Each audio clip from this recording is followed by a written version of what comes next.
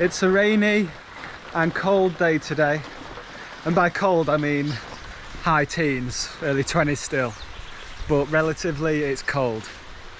We've actually done a lot of the jobs today and there's not absolutely loads to do, so let's go for a little bit of a rainy walk, shall we?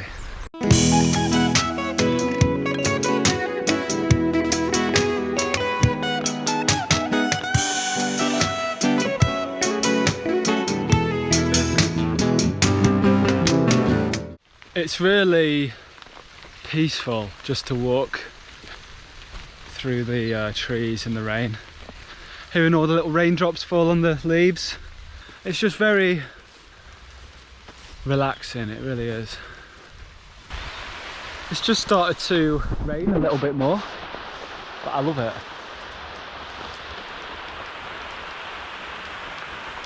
I love it. Hey! I can see a sloth, everyone.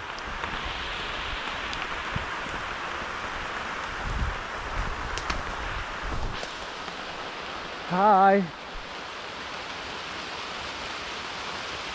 It's getting pretty wet out here. Now I'm not sure who this is, but I know that it is near here because this is where we keep one of our hangars. So we often do find one around here. Sloths spend a large proportion of their lives hanging upside down. Scientists discovered that sloths possess unique fibrinous adhesions which anchor the abdominal organs to the lower ribs, preventing the weight of the abdominal contents acting on the lungs when a sloth is inverted. We have a special way of identifying all the sloths that we release. Basically they're microchipped. So it just gives us a record of who's still in the area. We will just get it and weigh it and see how it's doing.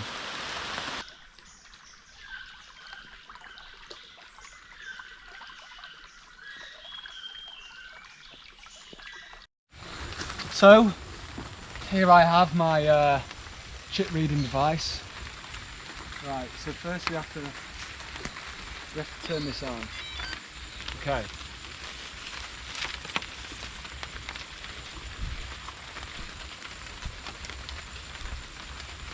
Come on. After a few unsuccessful attempts, my friend and colleague Destiny had a go.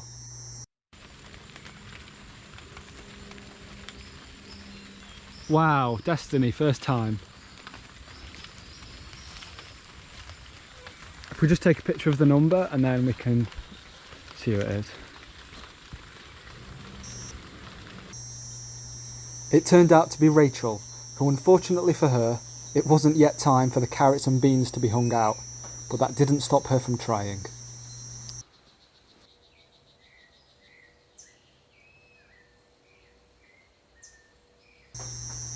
Unfortunately, we couldn't weigh Rachel because she ended up climbing too high.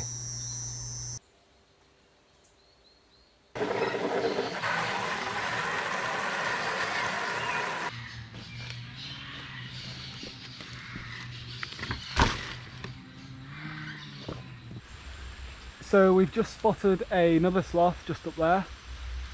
This one's a little bit higher, so we're just going to get the ladder, check the ID and see who it is. We might also weigh them if we can get to them. Sometimes they are quite difficult to get down from the trees, but we'll give them a weigh if we can.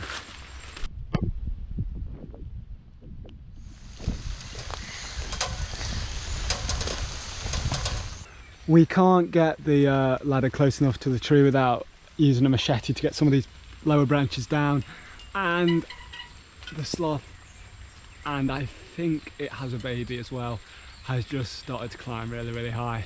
Obviously we've disturbed it slightly, so I think we're just gonna have to leave this one for today. For today, Destiny, we've tried to weigh 2 sloths, but they've ended up, technically 3.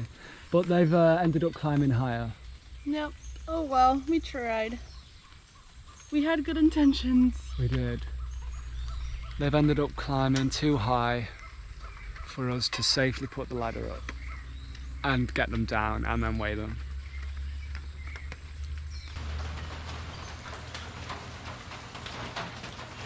Patricia es mi madre de Costa Rica.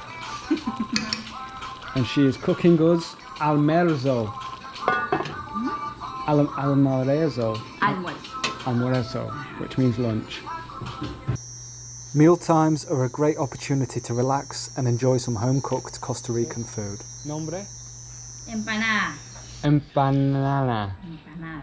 Empanada. That should be pronounced empanada, by the way. Mmm. That's good. Mmm.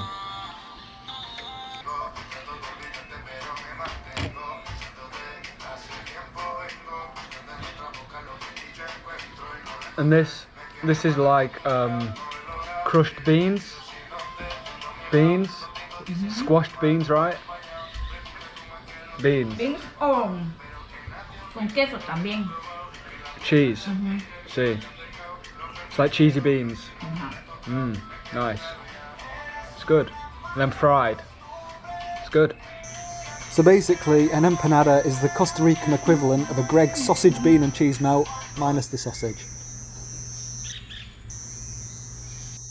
I had a check on the baby three-toed sloths. We can't get in. Unless he moves his arm. Yeah, we're going for a ride, dude. He's like, this is totally naked. I also collected some guarmo leaves for them, as well as collecting leaves for our two-toed baby sloth, Gollum.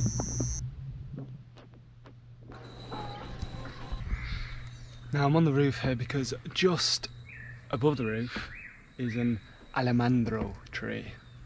Now this is what baby Gollum needs some of.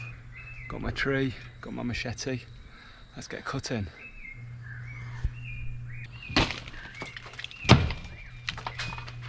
Better. And this is the almendro leaf. Almond leaf, I believe in English.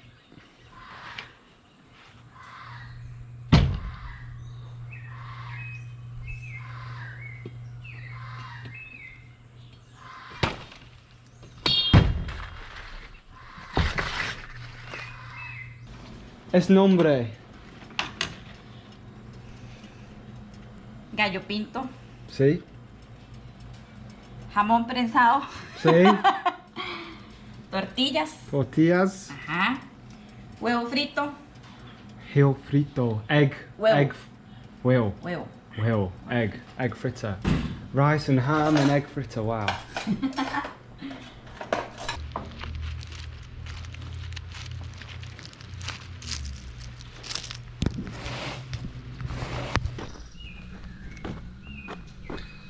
So me and Destiny were just doing some work just on the table behind me, and then Destiny taps me on the shoulder and says, look over here.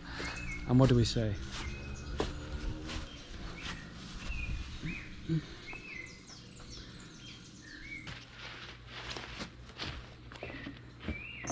We weighed the sloth, identified it, and decided it needed to stay with us for a little longer, as it was a little underweight.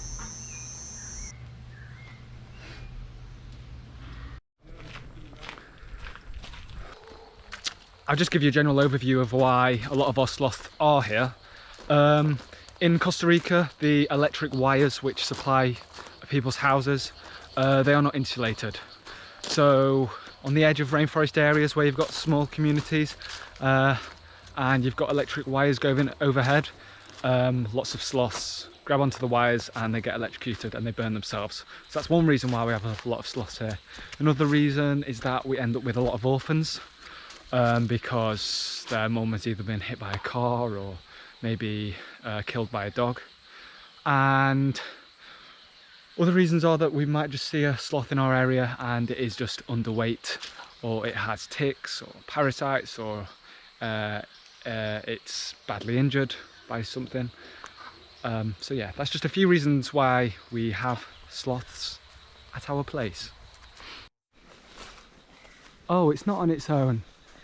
I thought I just saw this baby on its own, but it's with its mummy here. I think that's sloth. So is the baby still? Yeah, it's got a radio collar on it. We know who this is? I think it's the coral. It's a coral. Yeah. Well, we obviously have it on track because it's got a radio collar, and this is its little baby. And it's not a newborn either. No.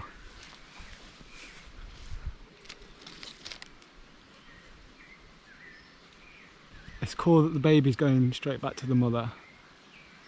Probably seeing me as a little bit of danger and gone straight to the mum. See, for a second I thought that the baby had been abandoned. Yeah, I did too. But no, look at that. That's great. See? That's really cool. I don't think we should weigh it or anything. I think it'll be, I don't know, it'll be really stressful, right? Yeah, we don't want to. I heard if we stress the mom out too much, they'll abandon the baby. Yeah. She has to leave her alone. Yeah, so if we do stress them too much, trying to check their weight, then the mum can leave the baby, so we'll let them do their thing.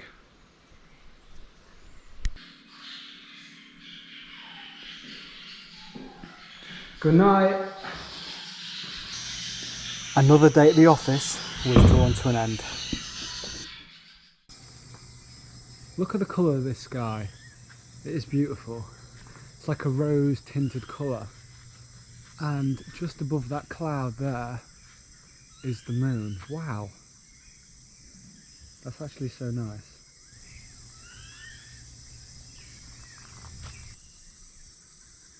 Wow, and the moon's like just set behind that cloud.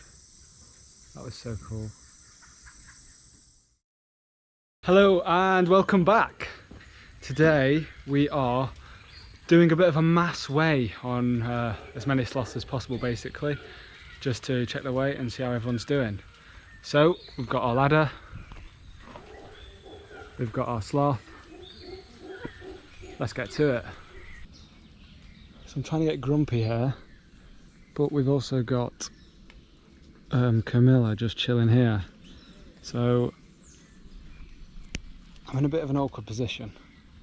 Grumpy was safely got down, weighed and returned to its tree.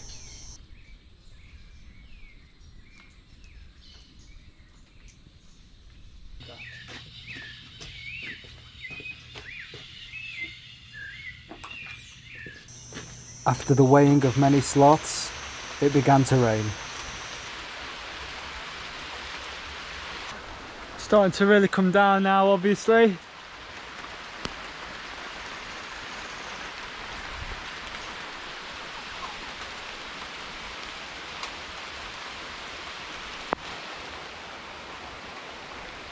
And they're just getting very wet, really. They're all moving around a lot, so I feel like they are looking for shelter, but they just aren't sure where it is. Whereas if you see, this half of the enclosure is actually covered, so if they do find their way over there, then obviously they'll be a bit drier. They're getting absolutely soaked. So am I. I think one might have just took the initiative to look over there.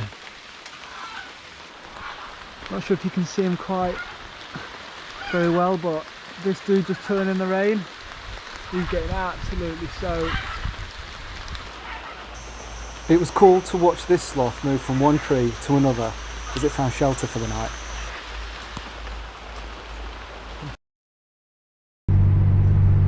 The next day, I had a day off. I was on the way to Irazu volcano. After a long bus journey, winding through the mountains, and a short walk to the volcano viewpoint, I was met with a stunning view.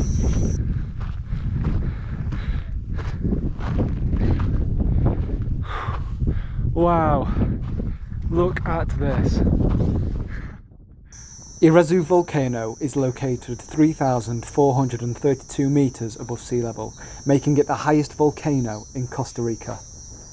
Earliest records of the volcano's eruptive activity date back to 1723, but the most recent eruption was in December 1994. Most notably, the volcano erupted on the same day that US President John F. Kennedy visited the country in March 1963. It's really peaceful up here. Despite the noise of the wind you can probably hear, it is really, really, really quiet. Quiet. Super quiet. And just the landscape and the views and the ash and the different colours is just beautiful. Wow.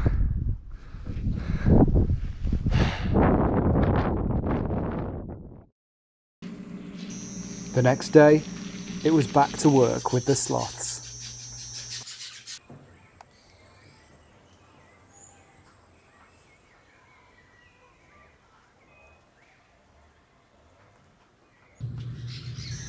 We were in the process of cutting branches down from this tree, so that when we put a sloth on the tree for climbing practice, it can't escape via another tree.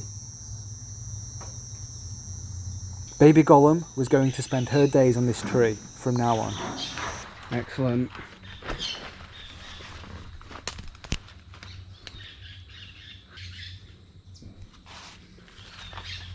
So as you can see now, around the perimeter of the tree, we're not going to lose Gollum, because the tree's been cut back so that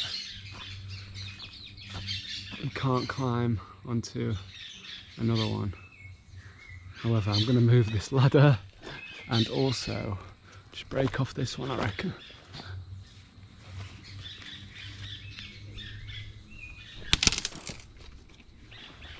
Nice.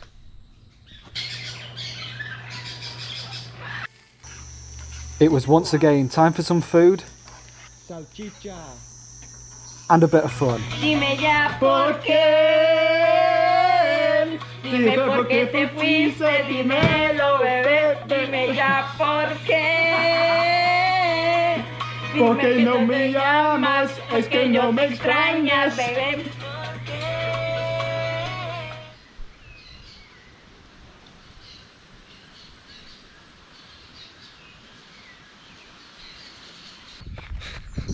After work, I went for a run.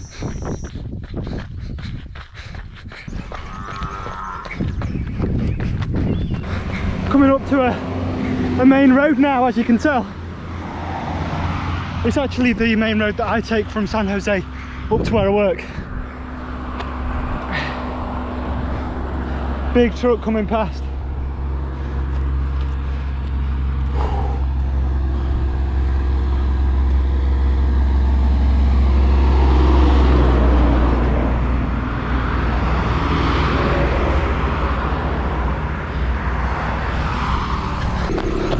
Hola.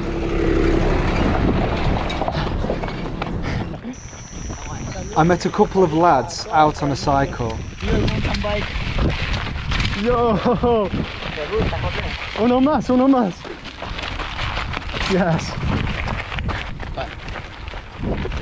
With the help of Google Translate, No. we organised to go for a run together on another day. Vamos, vamos, vamos.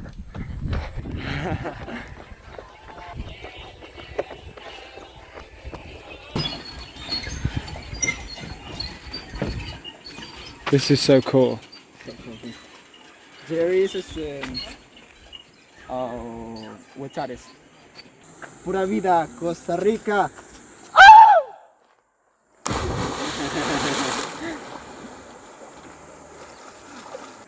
Okay. Jump! Pura Vida!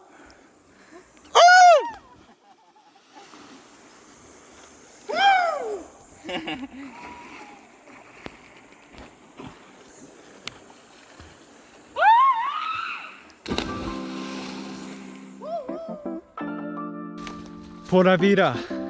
What does it actually mean? Well, in Costa Rica, Pura Vida is a term that's used in all different parts of life.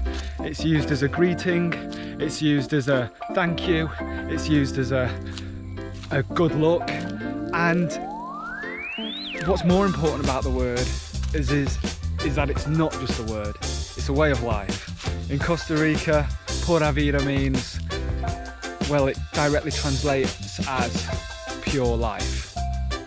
So it's the fact that live simply, live purely, live true to yourself, enjoy yourself, make the most of it,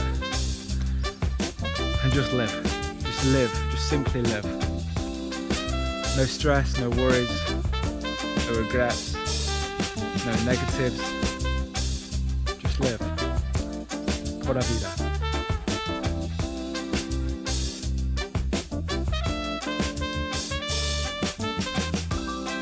Hi, I am Erwin from Costa Rica. I like run, I like ride a bike. For the life is one.